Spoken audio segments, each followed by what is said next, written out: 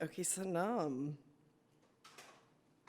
Good morning. I guess some of you missed the Dirty Mom Car impromptu pretend like it's a surprise that we're picking up Save a Jagat off the side of the street unscripted reveal. That's okay, you know, the early bird gets the worm. I mean, that's welcome to Rama Business School. Bring the palms together, please. For those of you who are new to these kinds of weird things that we're doing today, welcome.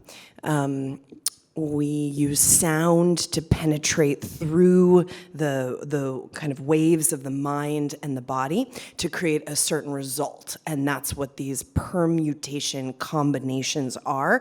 You can call them mantras, you can call them a lot of different things, but it's a science, and it's a science of establishing and activating the brain in a very specific way.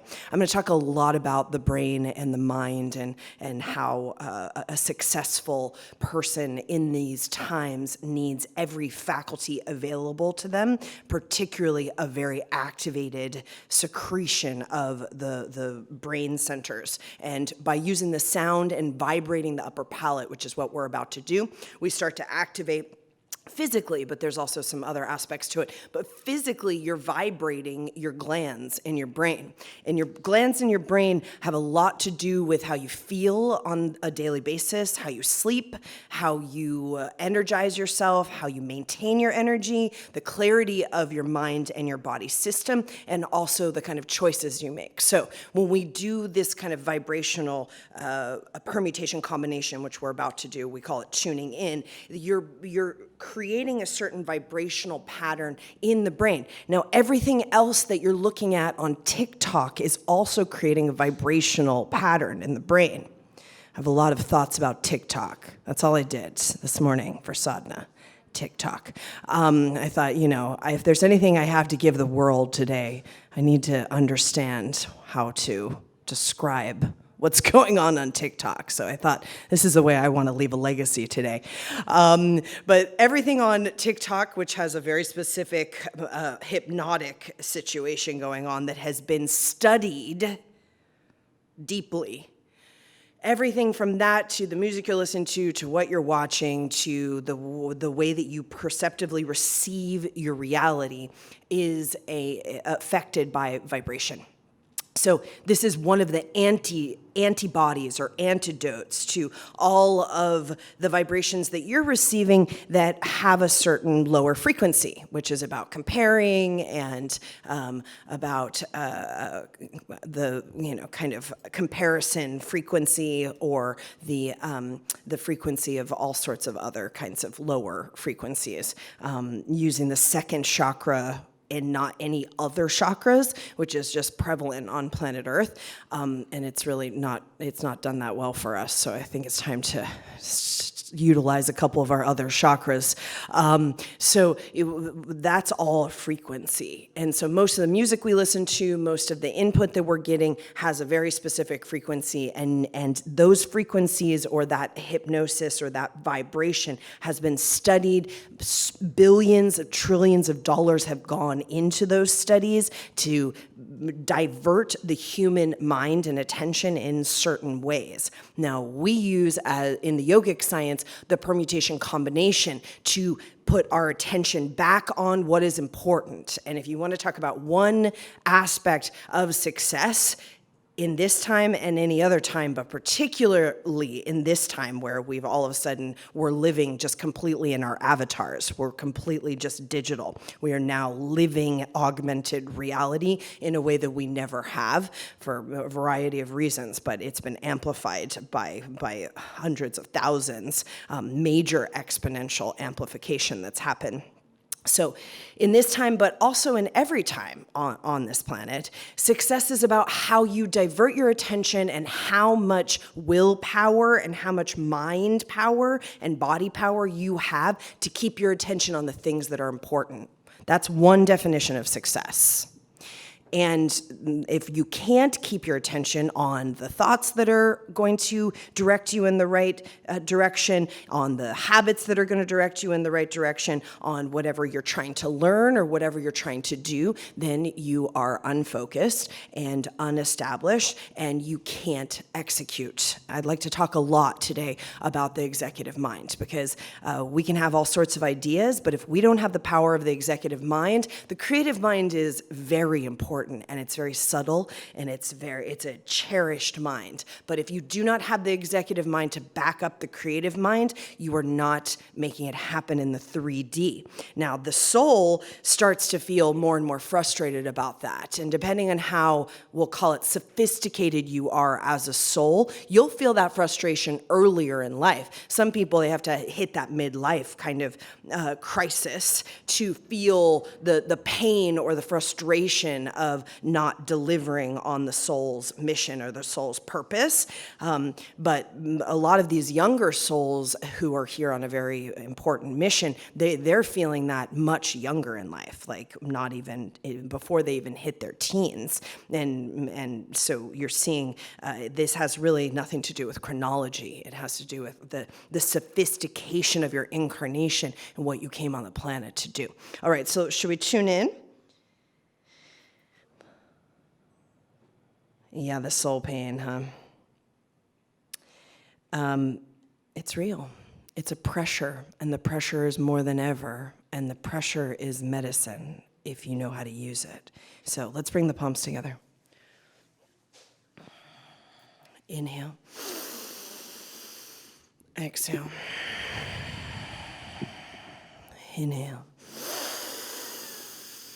Inhale.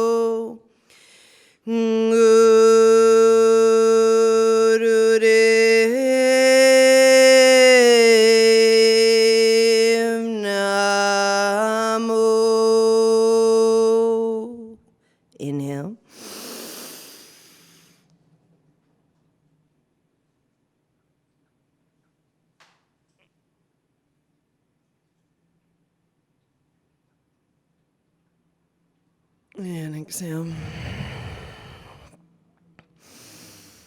Angudiname Jagat Angudiname Sat Gudiname Siddhi Gurudev Name Angudiname Jugan Gudiname Sat Gudiname Siddhi Gurudev Name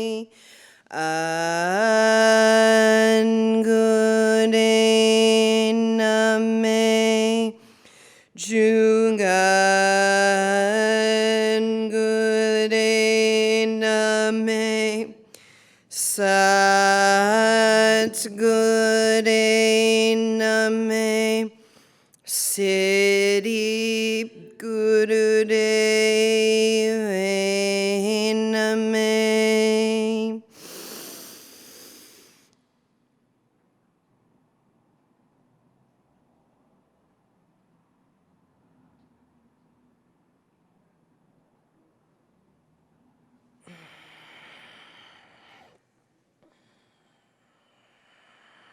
Okay.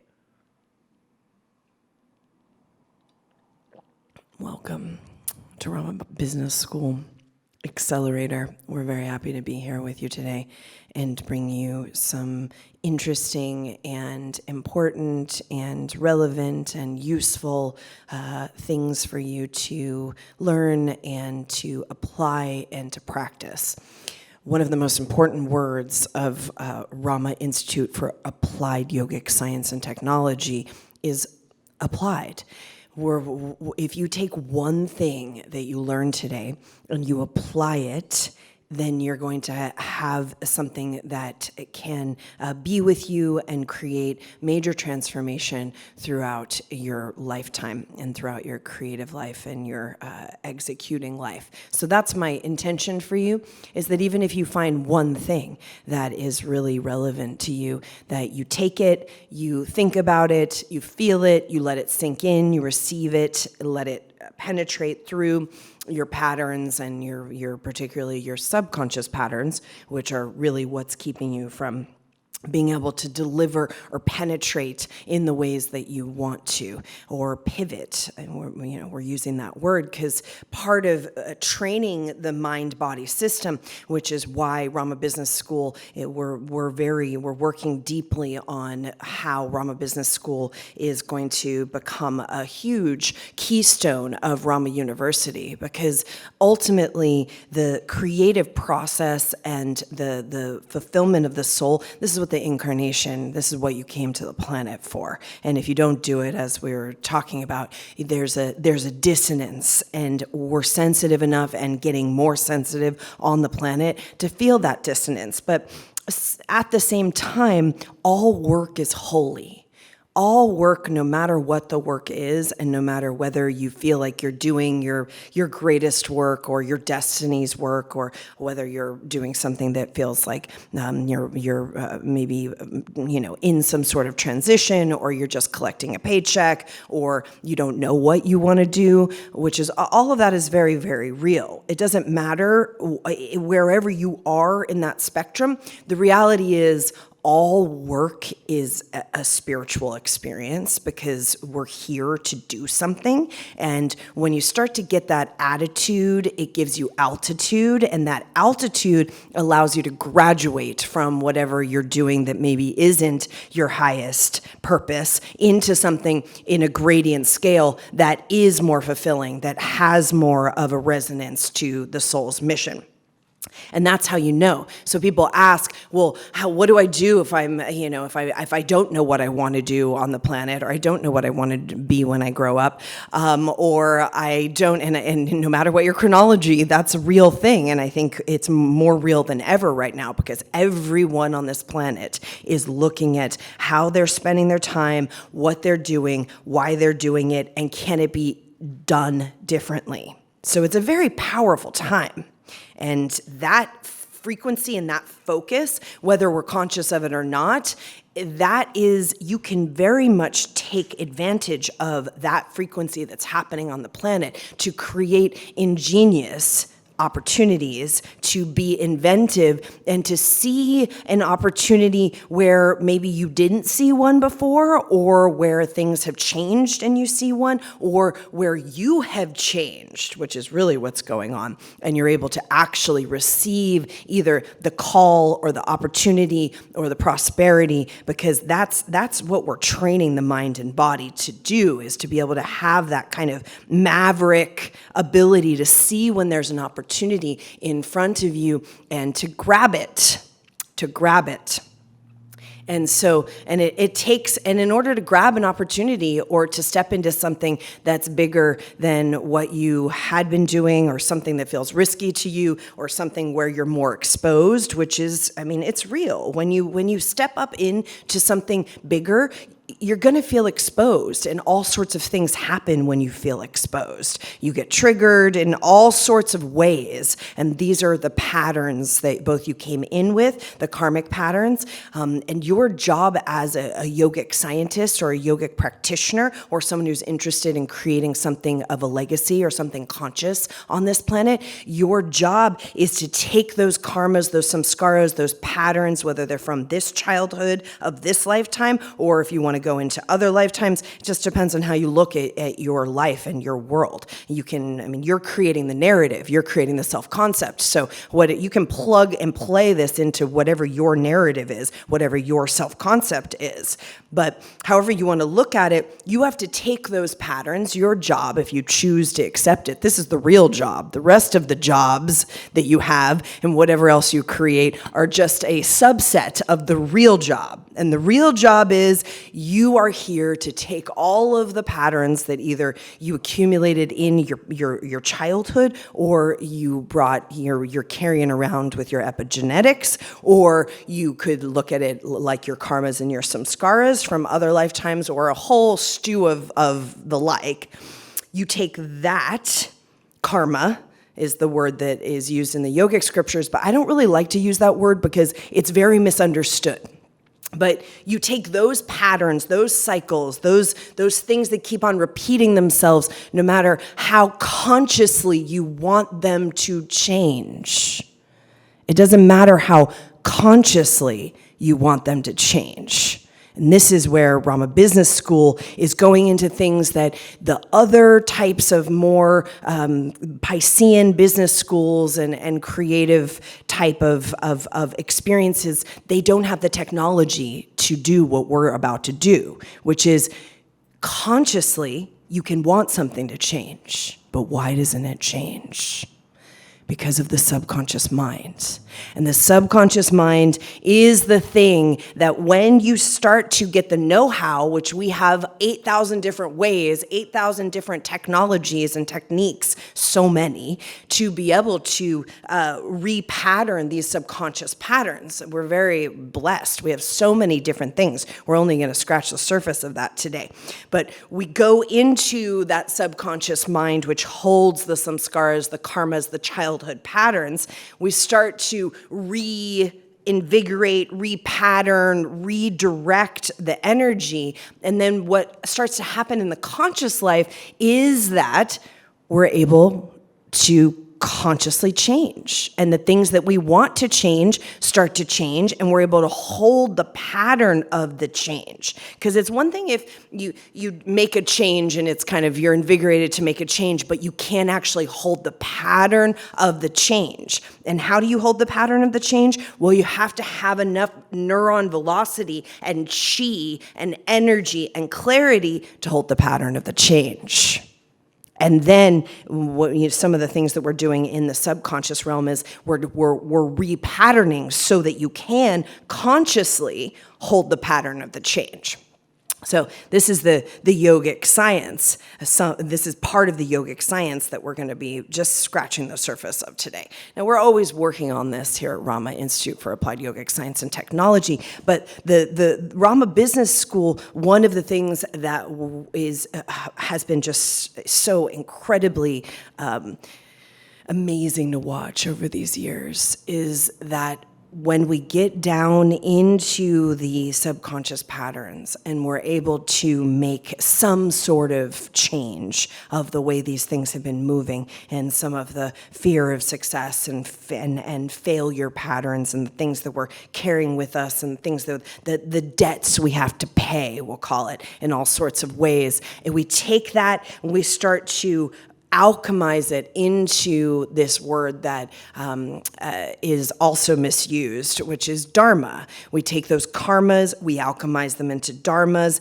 and how you know, besides using those kind of spiritual terms, how you know that that's happening is that you are consciously able to hold more.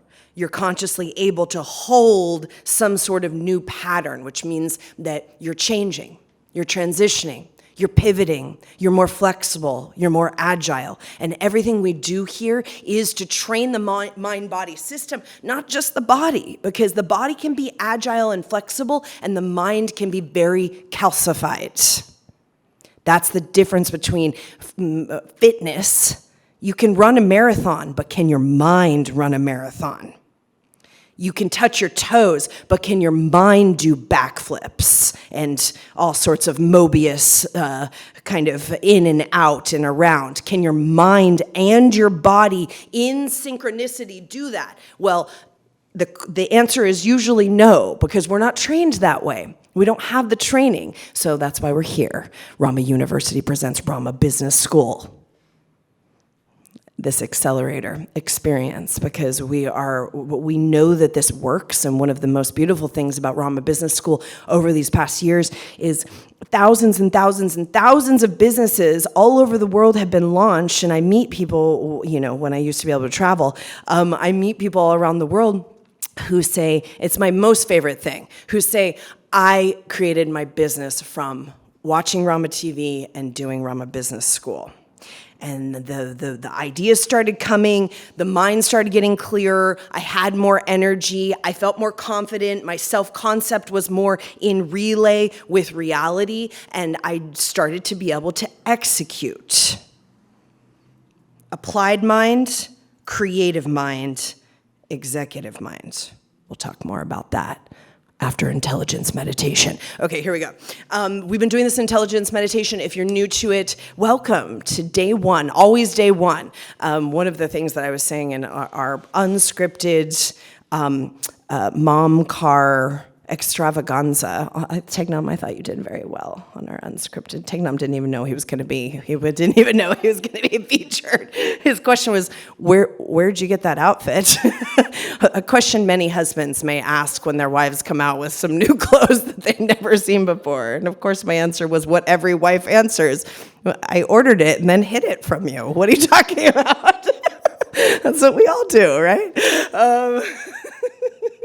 It's a treasure trove in my closet. There's lots of nooks and crannies.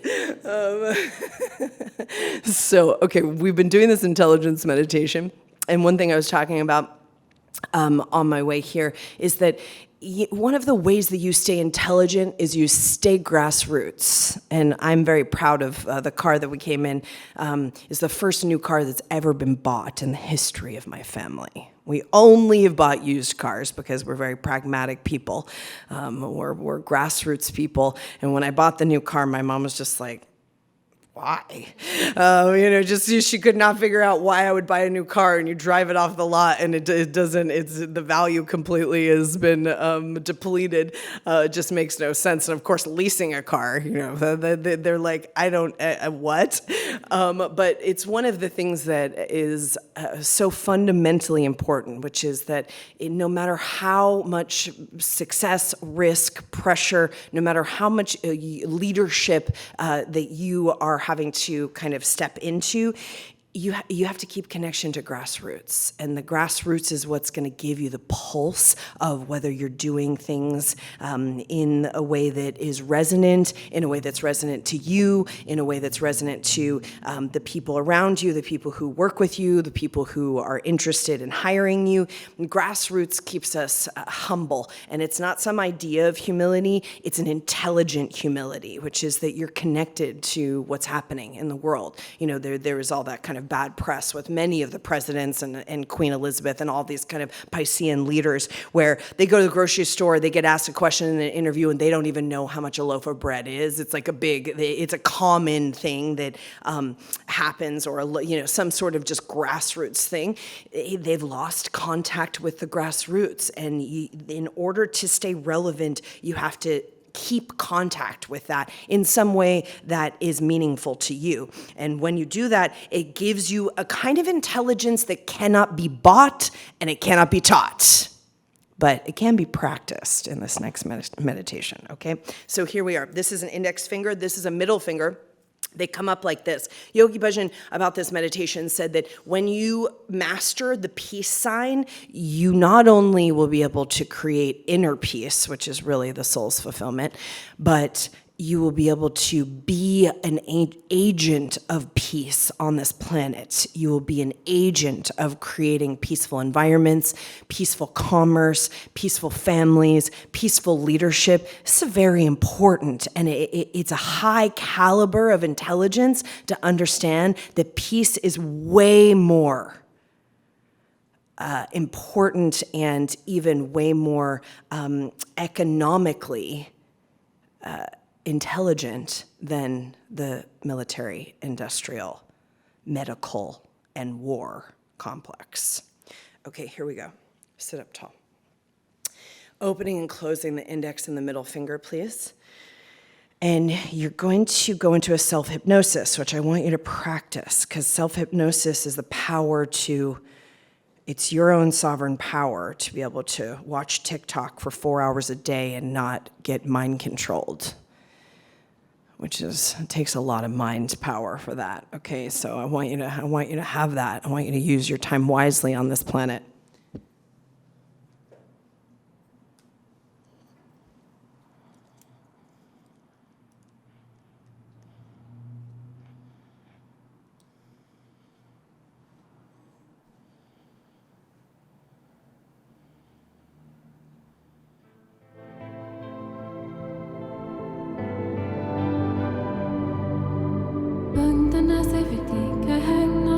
This permutation combination allows you to re-pattern some of the familial patterns. And I can't say enough that you should have this playing constantly. Since we're spending a lot of time at home, you should play it constantly at your home.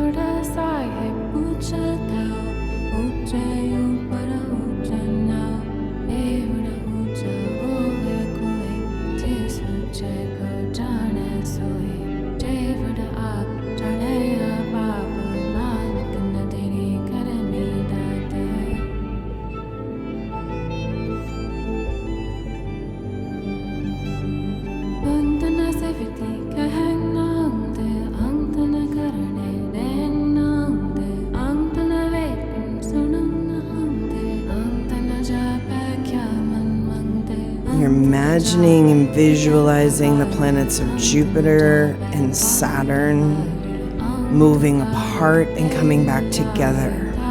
Train your mind, focus.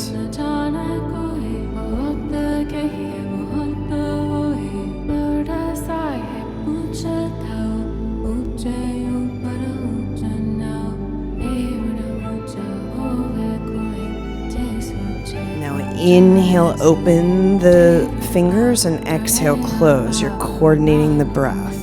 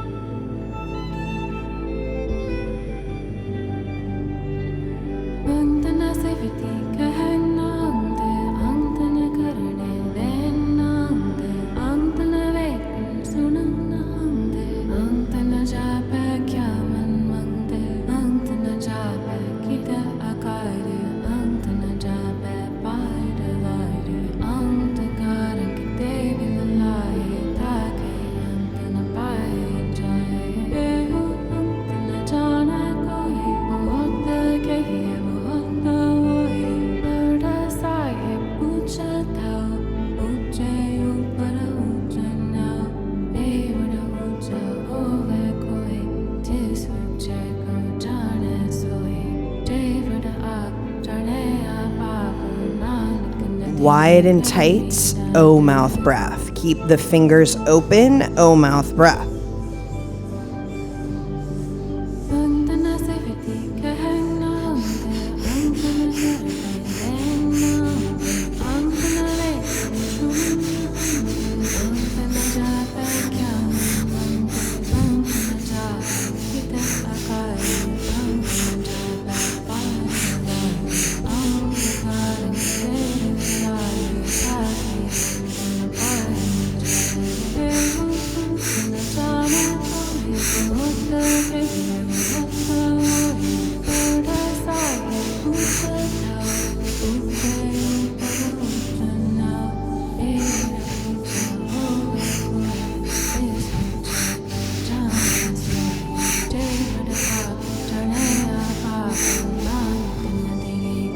Inhale.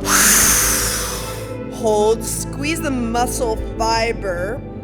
Create the kind of energy you want to experience.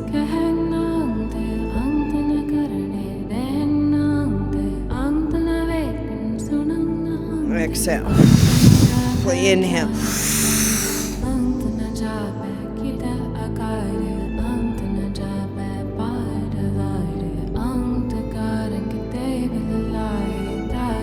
Exhale. Inhale.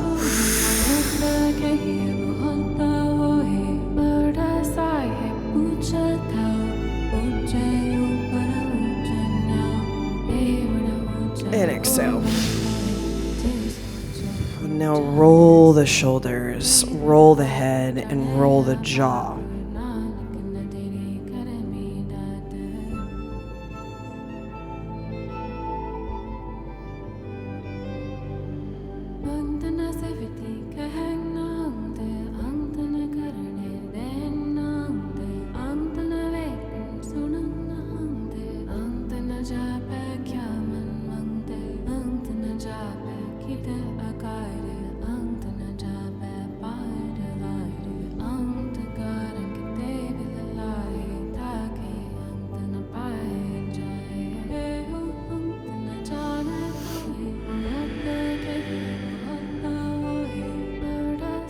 Inhale and exhale.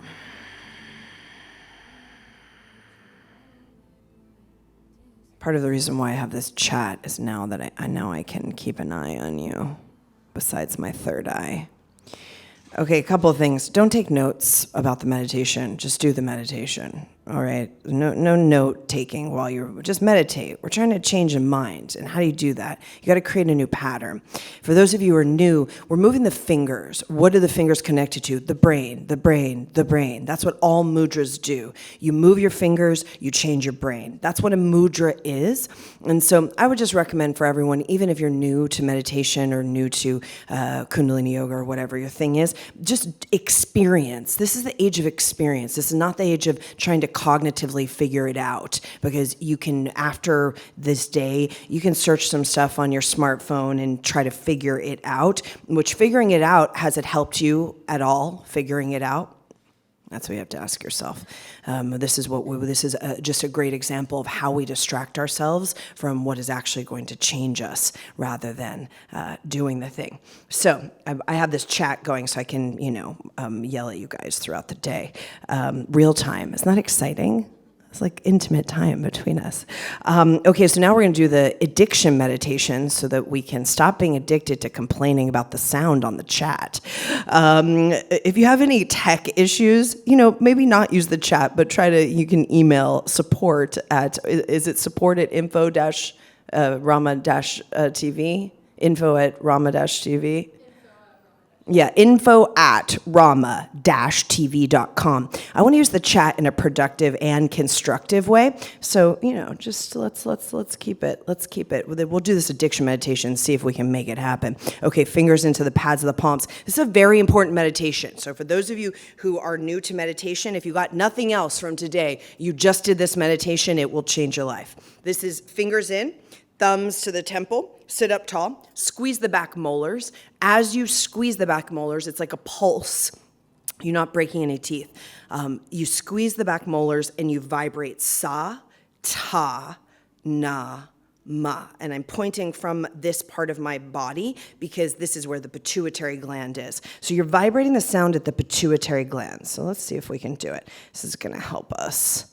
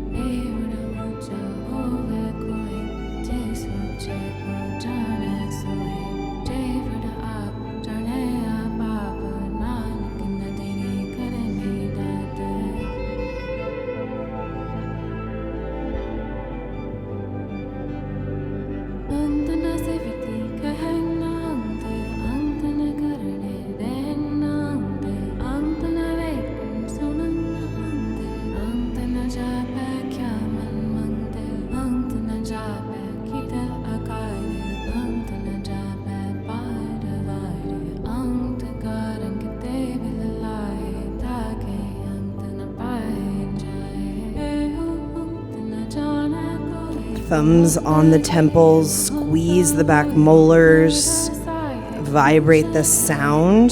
It's a pattern. Sa, ta, na, ma.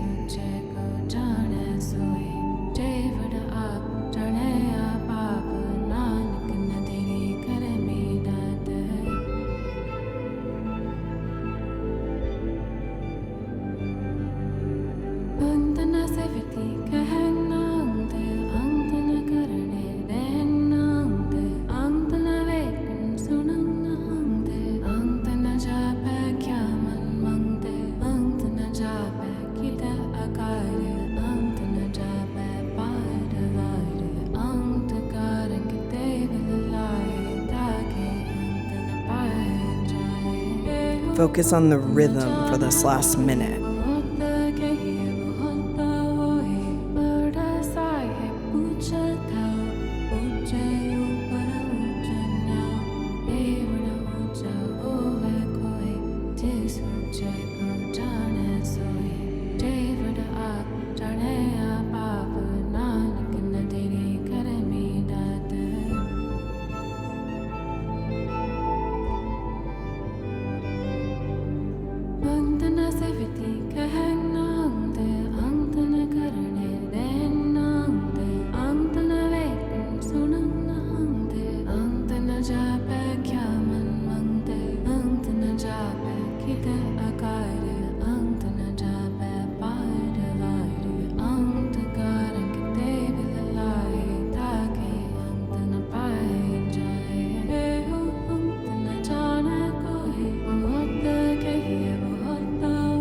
Inhale.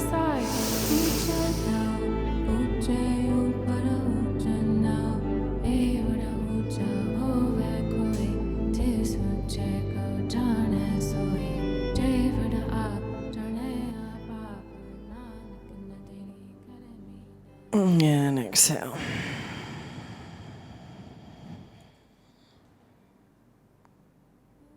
All right. Good job. We made it. Okay, so let me talk just very briefly with you about the mechanism of the mind, so you start to understand. We're going to work a little bit with this today. There are choices that you make to create legacy, and there's choices that you make to make a buck. There's choices that you make to leave a legacy, and there are choices that you make to just get through it. And there are many people who made a lot of money and did a lot of things and are not remembered. And why? Because they didn't make choices to create a legacy. They made choices just for the short term of making a dollar or making a bunch of dollars or whatever. And part of what's happening right now on the planet is that we're all being asked to look at choices that we're making that are short-sighted in so many different ways. So we want you to have the long sight, the long game, and making choices to create legacy. They're different choices. They're completely different choices. And they have a whole different resonance to them.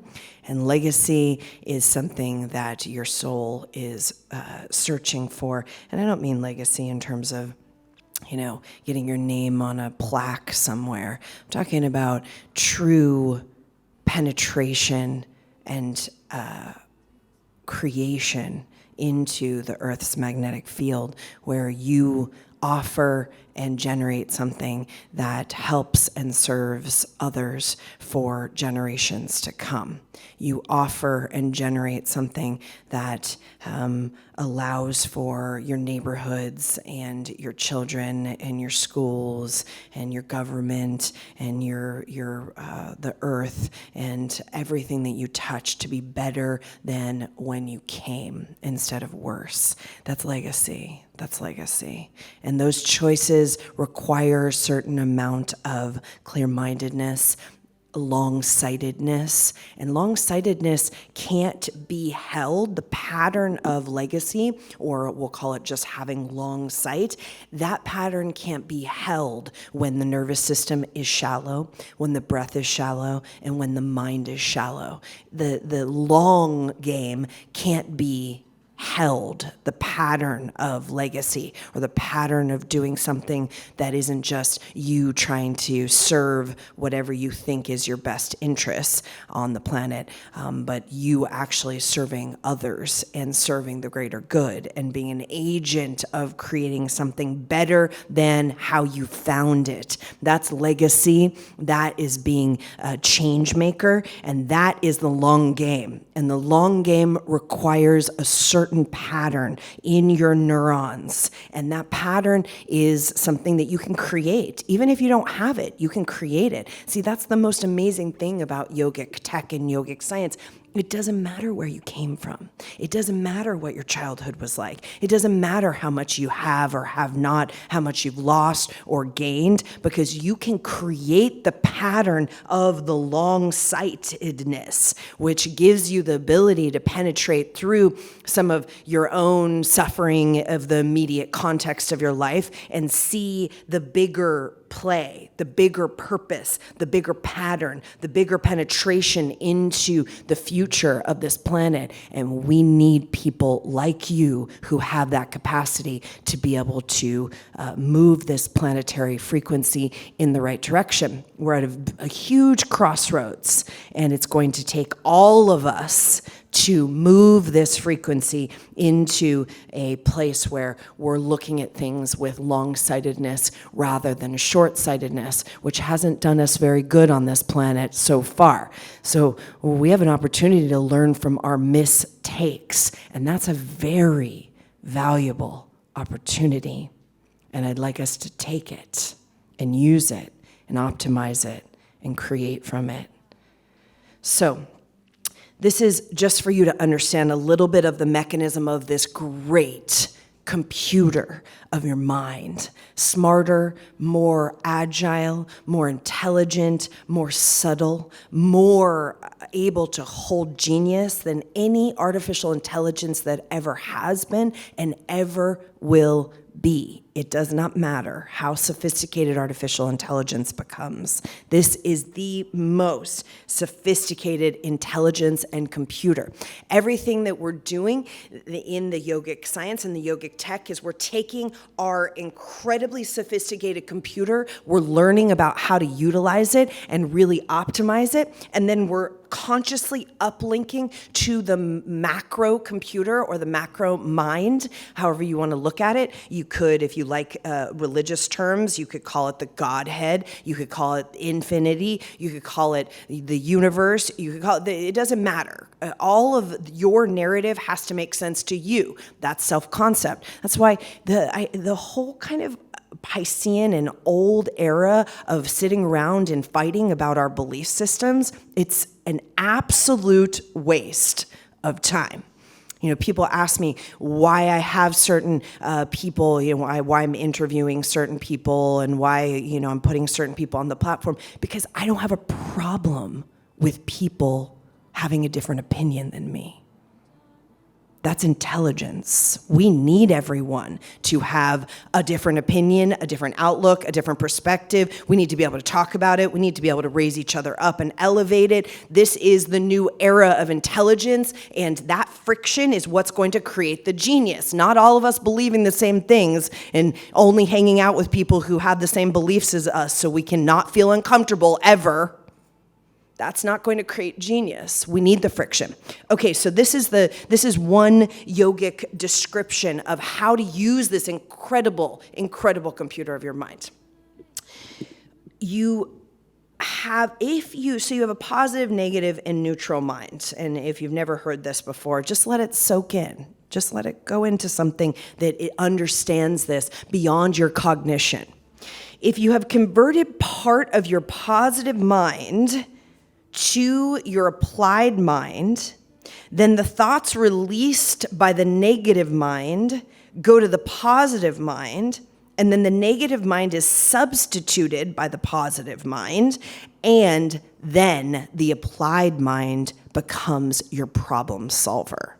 Now, all this is happening it's in the blink of an eye. It's less than a blink of an eye when you train your mind properly. So let me put this in layman's terms.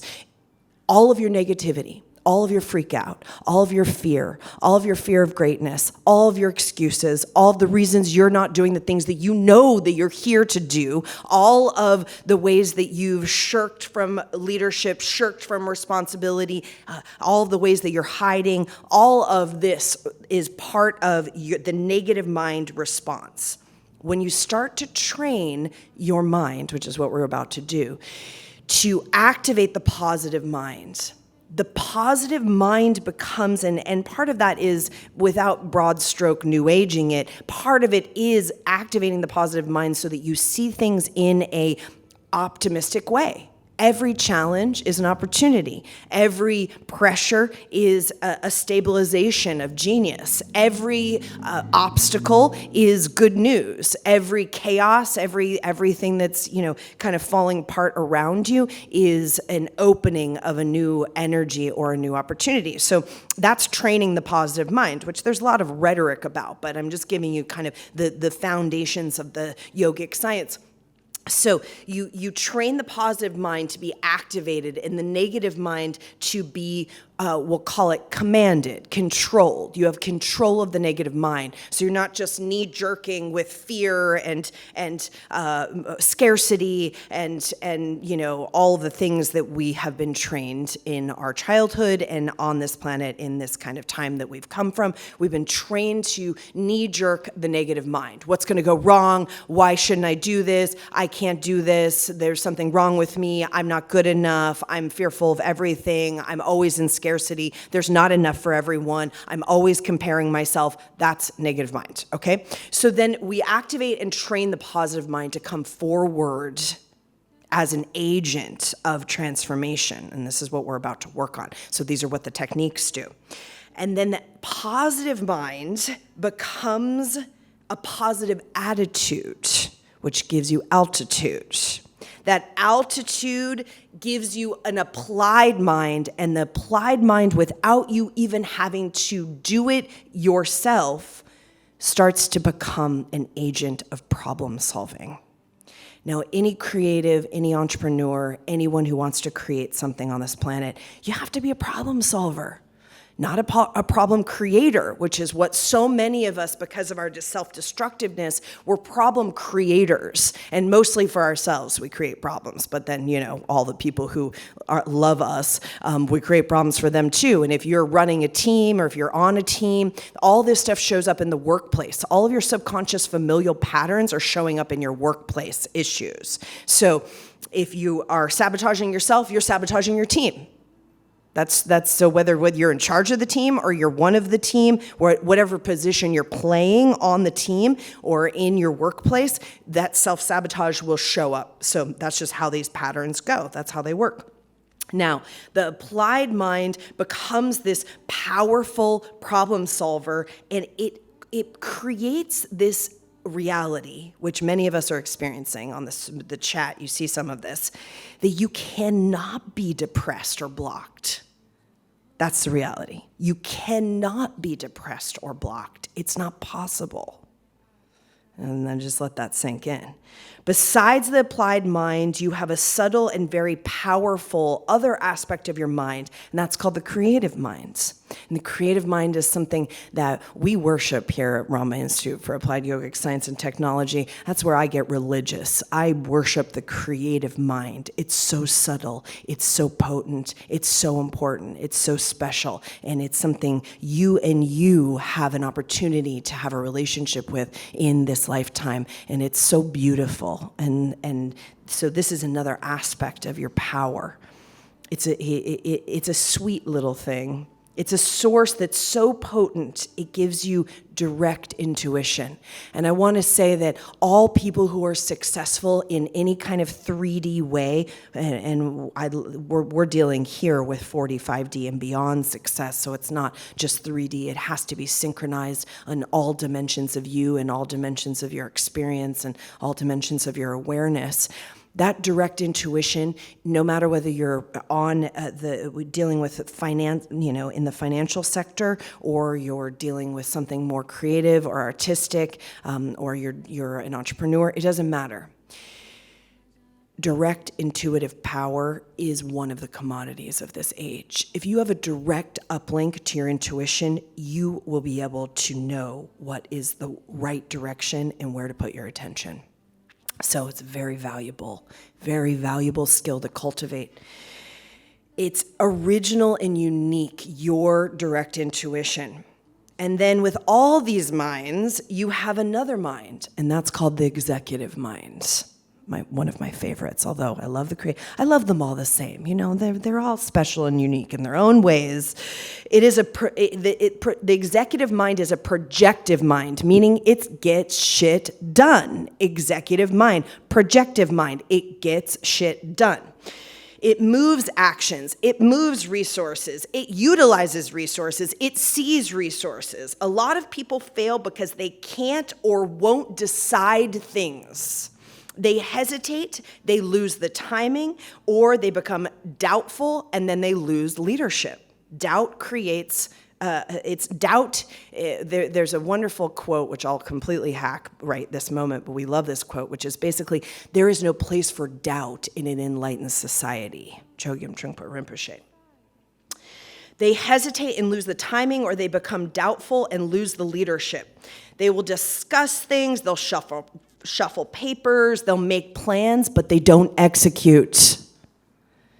The executive mind decides in seconds, if not microseconds, milliseconds, under a second.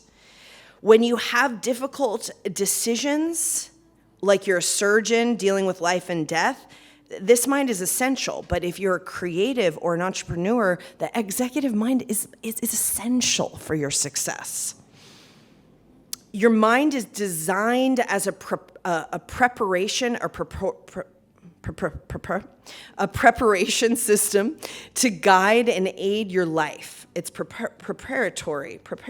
Is that the right word? It looks so weird on here. Preparatory. That's a good word, actually. System to guide and aid your life. It's a power to gather your resources and shape your behavior. You can refine the mind. You have the power to refine it and activate it. You can act effectively in your creative mind, your executive mind, your applied mind, and hundreds of other aspects of your mind.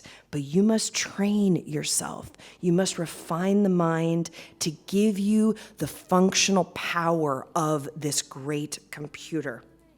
And that will serve you. It will serve everything you touch. It will serve your mission, and it will serve your soul. All right, so this is what we're working on today. We want you to have a how-to around this. Okay, so we're gonna start with cat-cow. I mean, where else is there to start? Come on all fours, inhale, head and sit bones up, and exhale, pull the navel to the spine.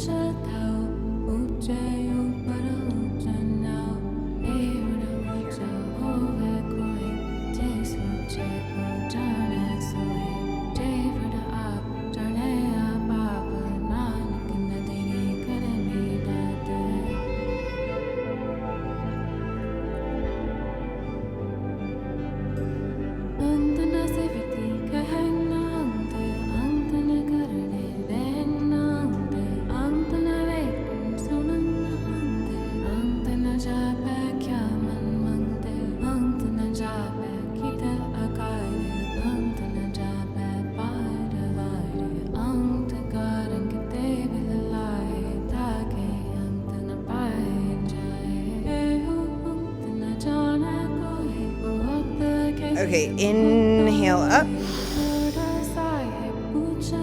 Exhale, pull the navel, arch. Inhale.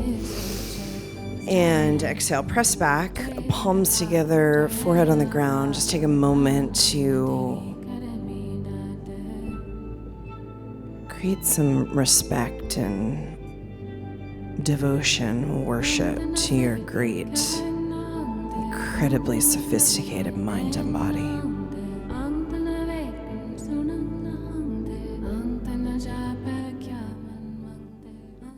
And inhale and come all the way up, please. And you're going to come to your feet, because what's a Rama business school without getting a little sweaty? Okay, this is Gyan Mudra. This is connecting the wisdom with experience. This is why we do this so much. Wisdom with experience is changing the brain. These come up like this, like what are those called? Like goal posts. And then high knees, and we're gonna run. Run. Really high knee and run. All of the foot needs to activate on the ground. Get grounded and breathe. All breath through the nose, please. I have a little more on here, Robbie?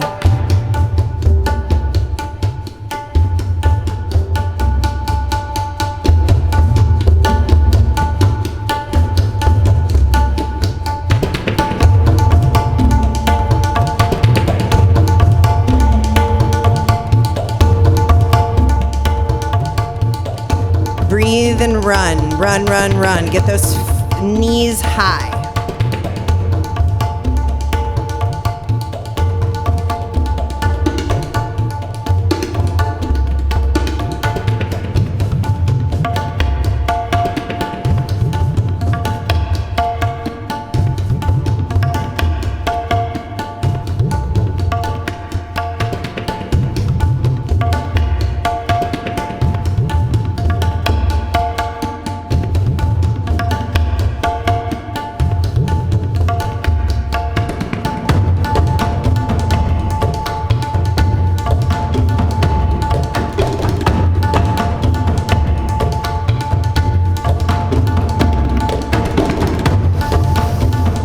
Get those knees high and breathe. We're not here forever. Just want to move a little chi.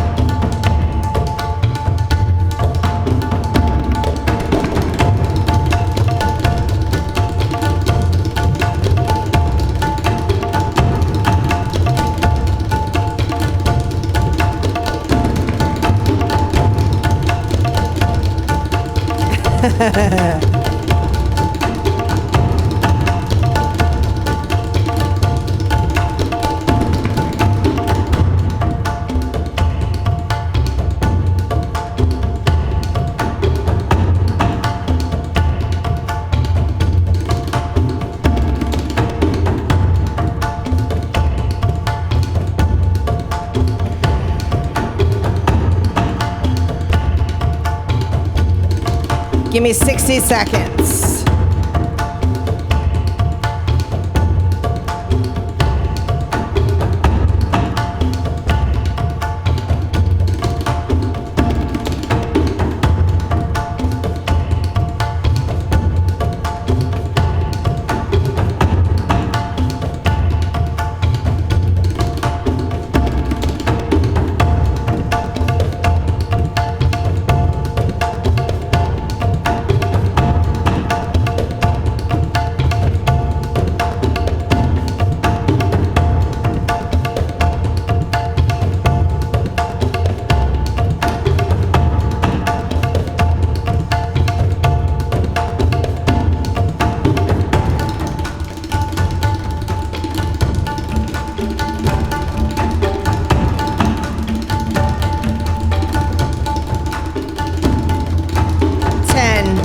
Nine, 8, 7. You need to create a certain type of fitness. 5, 4, 3, 2, and 1. Inhale, put the feet on the ground, feel the heart rates.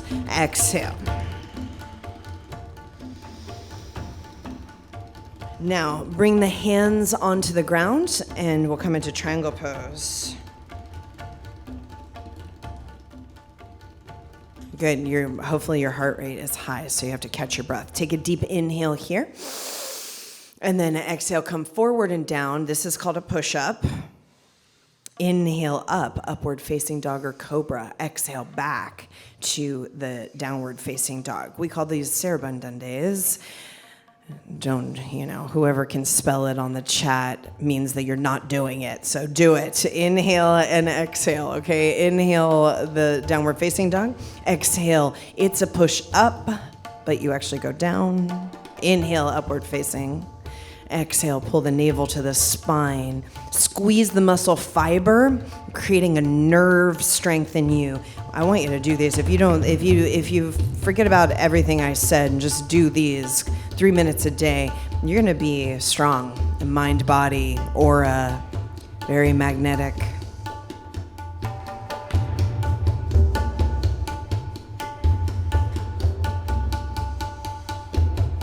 Inhale, triangle. Exhale, down. Inhale, cobra or upward facing. Exhale, back. Don't roll over your toes. This is not hatha yoga. The toes are underneath the whole time. That's the way we do it here. Inhale and exhale.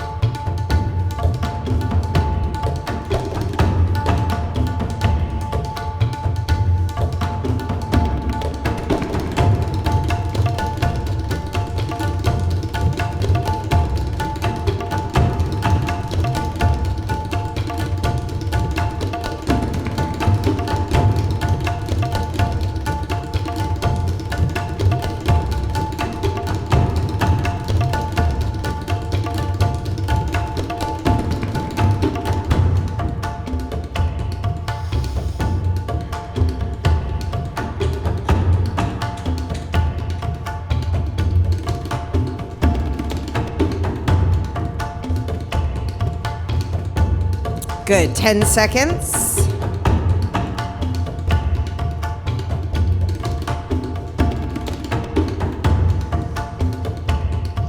Inhale to the downward facing dog.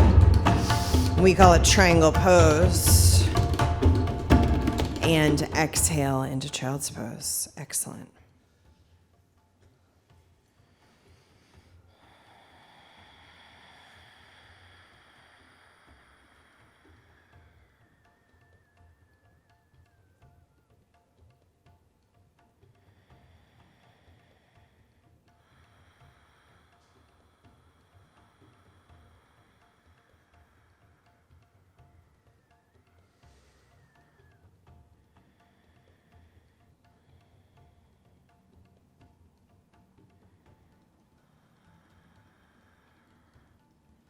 Inhale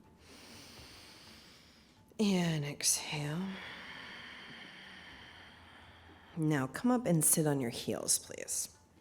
This is to develop some of the sensitization of your mind-body system, which you need. You need that you can't be numb and be successful in this day and age. You used to be able to do this, but now instead of numbness, we want strength, we want sensitivity, and it takes both simultaneously. So here are the hands folded, the arms folded in front, and you're kind of hugging yourself here. You're seated on your heels if you can. If you can't do some of this stuff, you just figure out a way to do it. You can be sitting, at your kitchen table, eating breakfast.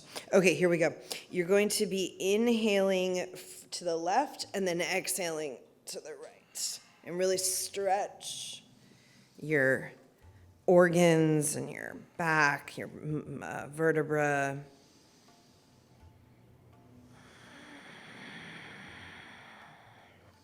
Long, deep breath.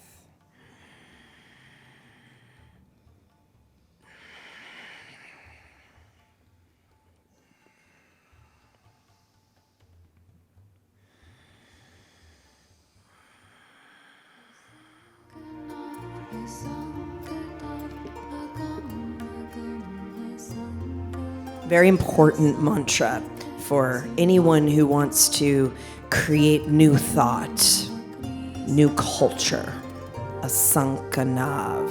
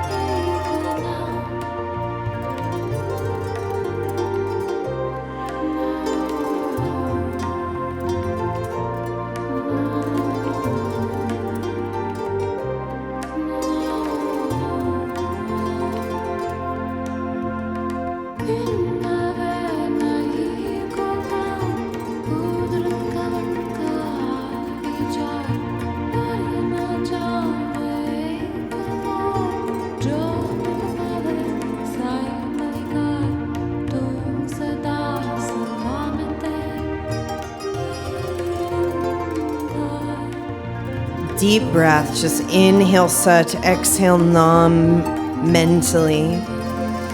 Stretch your organs. Want your blood chemistry and your organs to be working so your mind can be clear. This is all very connected. Even how you chew your food is connected to the clarity of your mind, your executive mind power.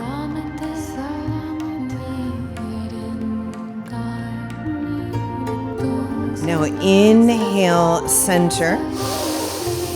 Kind of hug yourself a little tighter. Exhale. Hold the breath completely out.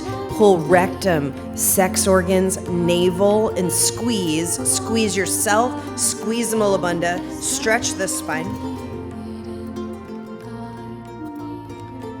Focus at the top of the skull, please. Inhale.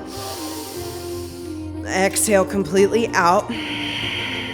Hold the breath, squeeze. Focus on the crown.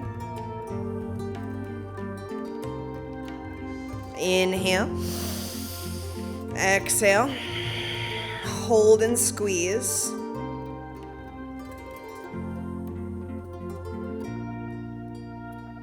And inhale. Good. Now bring the legs out in front of you. And bring the hands behind you just to help you balance on your sit bones. Okay, so the legs are going to come up 60 degrees, either straight or if you have to bend them, no problem. Deeply inhale here. They're up 60 degrees. Inhale, squeeze the inner thighs together. Slowly exhale. Hold the breath out and squeeze mula bandha, rectum, sex organs, navel, squeeze. Focus on the crown. We're just here for 2 more breaths. Inhale, really sit up tall. Get the heart towards the thighs. Exhale, hold the breath out, squeeze rectum, sex organs, navel, focus on the crown. Activate the whole chakra system so you can be a leader that is very developed, very sophisticated. Inhale. Exhale all the way out. Hold the breath. Hold the posture. Squeeze. 5, 4, 3, 2, 1, and relax. Great. Now we're going to come into frog posture. That's the heels together and the toes apart. You can look at what's happening here. Anyone who has never done a frog before, welcome to the party. Heels together, toes apart, fingertips in front, and then you're on your fingertips because we're balancing the quadrants of the brain, and these are connected to the quadrants of the brain. Now, sometimes we do these fast. I want you to do them slow, actually, and we're not going to do that many. You're concentrating on the spinal vertebra as you do them.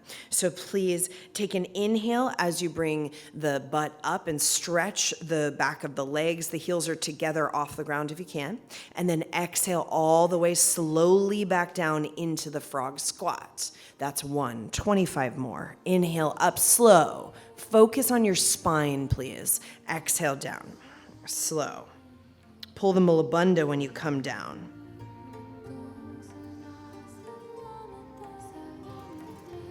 You're focusing on the spine from the base to the top with each repetition. Really stretch the body up. I want your brain maximized for this amazing day of learning. So that's what we're doing here. We're activating the sciatic nerve, the back of the legs. It's connected to your brain, goes all the way into your brain, the vagus nerves. Stretch, stretch, stretch. Press into your fingertips. Focus on your spine, your vertebra. Breathe.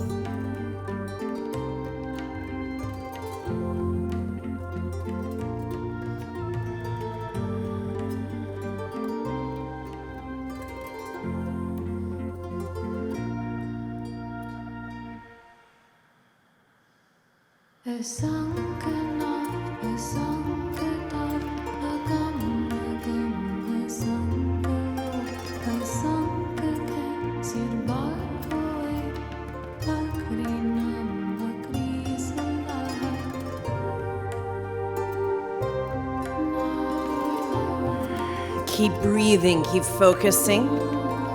We'll do 10, 9,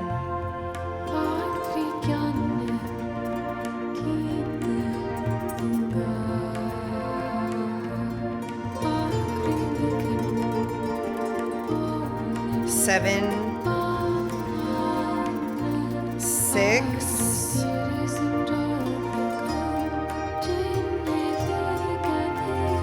5,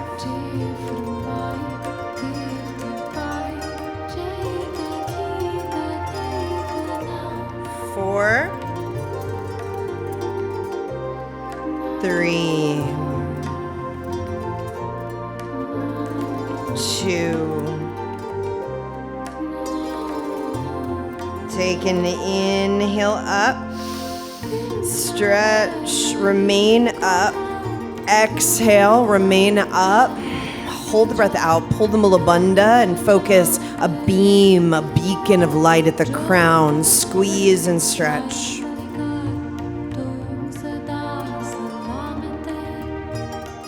And inhale. And exhale. And come all the way down, please. And come sit easy pose.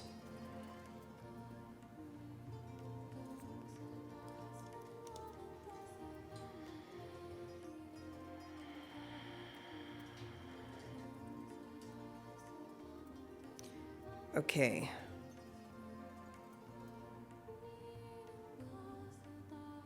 Good job. All right, we have something to do here. And this is how we're going to do it. We're going to activate the development of the power that we have, which gives us the capacity to understand the elements of our personality and to overcome difficulty in completing projects, executing, and doing what you need to do and what you intend to do. It's a very important part of your faculty as a sovereign and powerful human being, creator. Okay, these are, so that's a fancy way of saying, this is going to be hard. Okay, here we go. You got to work a little bit. You know what I mean? The work is holy. Okay, here we go. These are the hands. They're straight. The wrists are coming together. The fingers are pulling apart. Sit up tall. I want it parallel to the ground, but I have a microphone here, so you do it better than me. I want it parallel to the ground. The arms are extended. The wrists are together. We are on the clock. Okay, so start to breathe. Sit up tall. Eyes are open, and you're looking slightly just through a very small opening of the eye, 1/10 open at the tip of the nose, please. Focus the mind.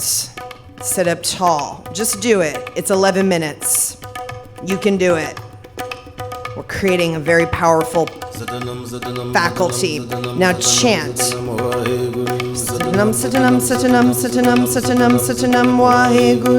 Satanam, satanam, satanam, satanam, satanam, satanam, waheguru. Satanam, satanam. Move that tongue. Satanam, waheguru. Satanam, satanam, satanam, satanam, satanam, satanam, waheguru. Satanam, satanam, satanam, satanam, satanam, satanam, waheguru. Satanam, satanam, satanam, satanam, satanam, satanam, waheguru. Satanam, satanam, satanam, satanam, satanam, satanam, waheguru. Satanam, satanam, satanam, satanam, satanam, satanam, waheguru. Chant, chant, chant. Sit up tall. Just do what I say. It's going to get you somewhere.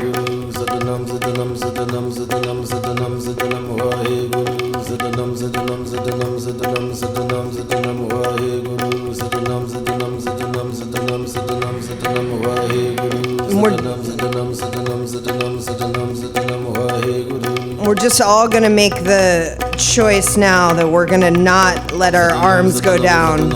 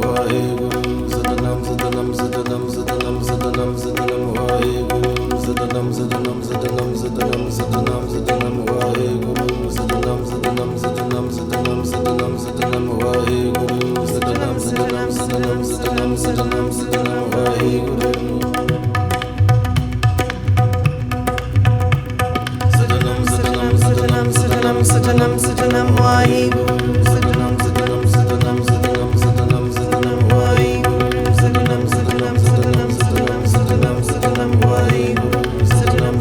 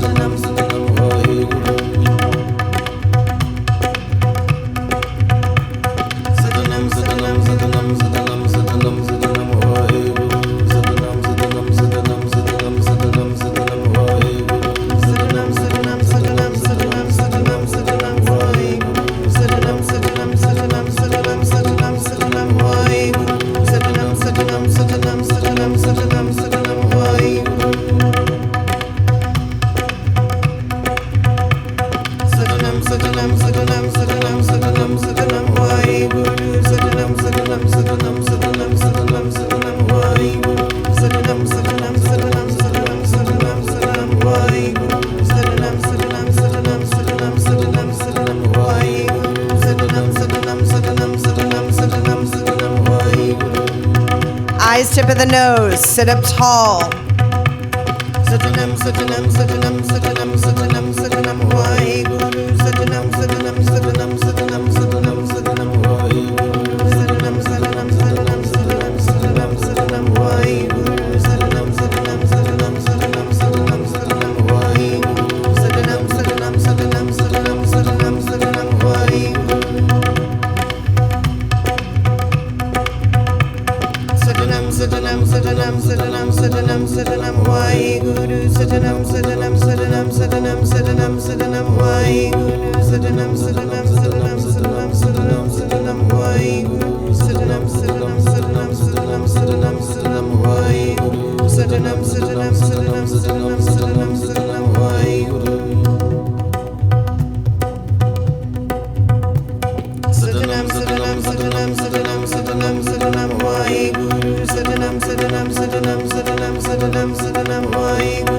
Satanam, Satanam, Satanam, Satanam, Satanam, Satanam, Vaheguru. Satanam, Satanam, Satanam, Satanam, Satanam, Satanam, Vaheguru. Satanam, Satanam, Satanam, Satanam, Satanam, Satanam, Vaheguru. Satanam, Satanam, Satanam, Satanam, Satanam, Satanam, Vaheguru. Satanam, Satanam, Satanam,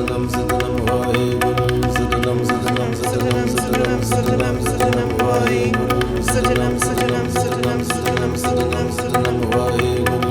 Satanam, Satanam, Satanam, Satanam,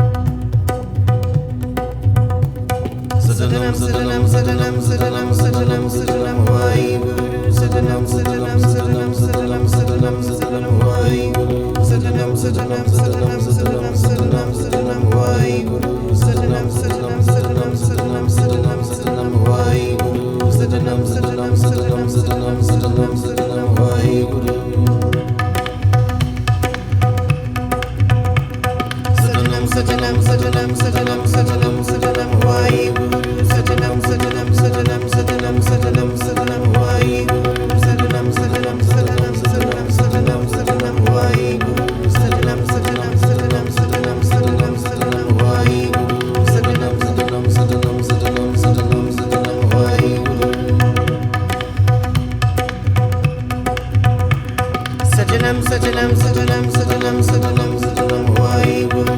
Satanam, Satanam, Satanam, Satanam, Satanam, Satanam, Vaheguru. Satanam, Satanam, Satanam, Satanam, Satanam, Satanam, Vaheguru. Satanam, Satanam, Satanam, Satanam, Satanam,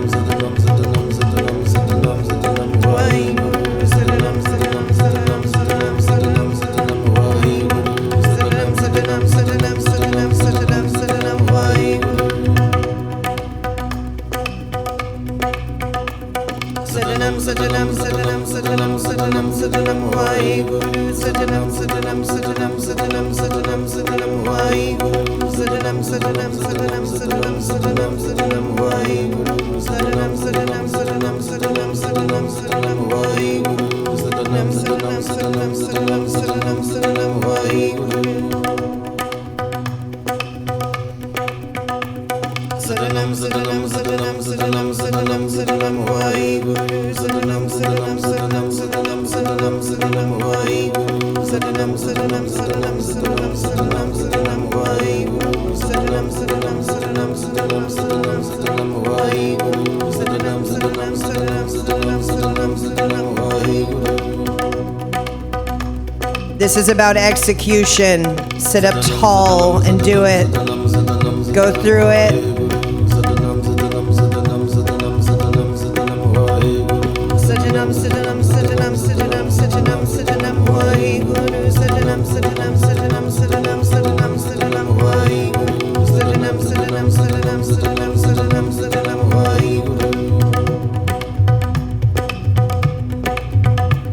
Satanam, Satanam, Satanam, Satanam, Satanam, Satanam, Vaheguru. Satanam, Satanam, Satanam, Satanam, Satanam, Satanam, Vaheguru.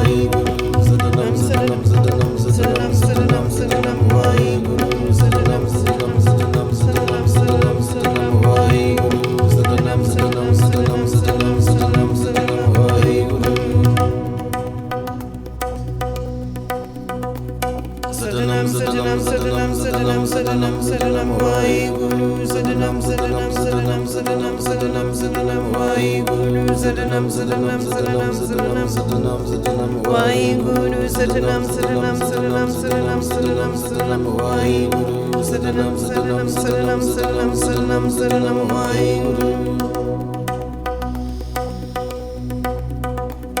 Sadanam Sadanam Sadanam Sadanam Sadanam Sadanam Vaheguru Sadanam Sadanam Sadanam Sadanam Sadanam Sadanam Vaheguru Sadanam Sadanam Sadanam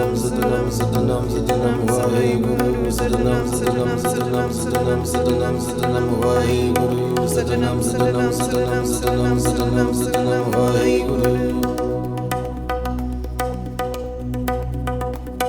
Sadanam Sadanam Sadanam Sadanam Sadanam Sadanam Vaheguru Sadanam Sadanam Sadanam Sadanam Sadanam Sadanam Vaheguru Sadanam Sadanam Sadanam Sadanam Sadanam Sadanam Vaheguru Sadanam Sadanam Sadanam Sadanam Sadanam Sadanam Vaheguru Sadanam Sadanam Sadanam Sadanam Sadanam Sadanam Vaheguru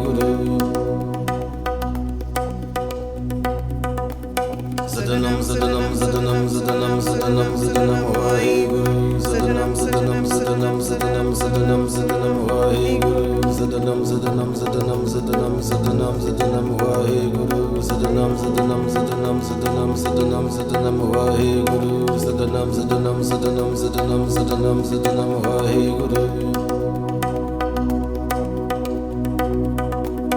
Sadanam Sadanam Sadanam Sadanam Sadanam Sadanam Vaheguru Sadanam Sadanam Sadanam Sadanam Sadanam Sadanam Vaheguru Sadanam Sadanam Sadanam Sadanam Sadanam Sadanam Vaheguru Sadanam Sadanam Sadanam Sadanam Sadanam Sadanam Vaheguru Sadanam Sadanam Sadanam Sadanam Sadanam Sadanam Vaheguru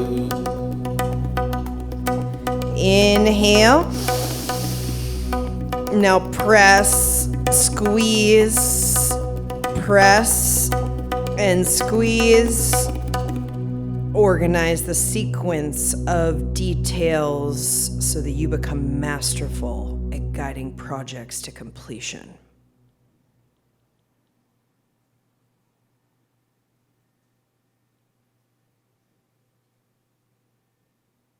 And exhale and relax. Good job. Sanam.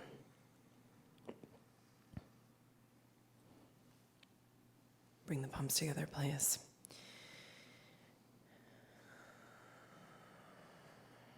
Inhale.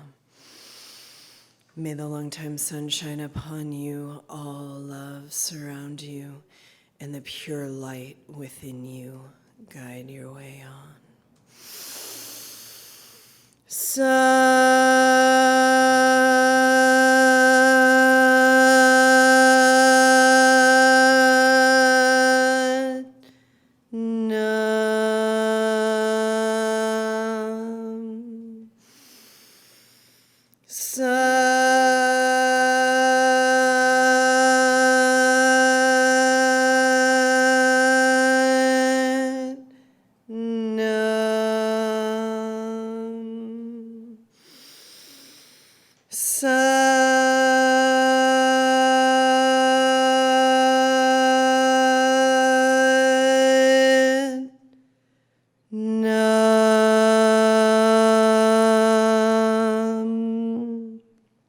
Sadnam. Okay, best laid plans. We have so much to do and so much to be today. We barely got anything done this morning. So much more to do and be. Okay, so we have a really cool segment coming up for you next. Brigham City and Roni showed up at my door trying to get some information out of me, and I was so caught off guard, I actually gave them some. So coming up next, 62 questions with Guru Jagat, and as well, I'm going to be interviewing Milana Snow, who is an incredible CEO, founder, who's doing a legacy work in this world, and we're going to talk about how to launch a digital business, as well as how to really be socially responsible and be looking at ways that you can really serve your community. Very important parts of being an entrepreneur, a creative, and a change maker in the current environment on this planet. All right, it's beautiful to be here with you.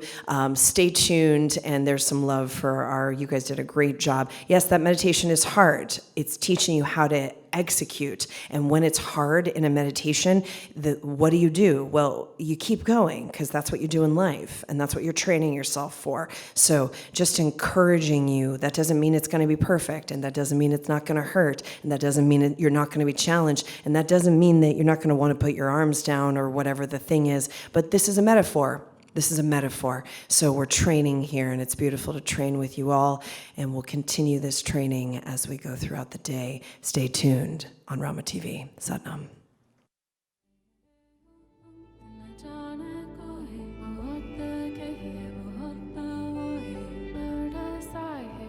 Shall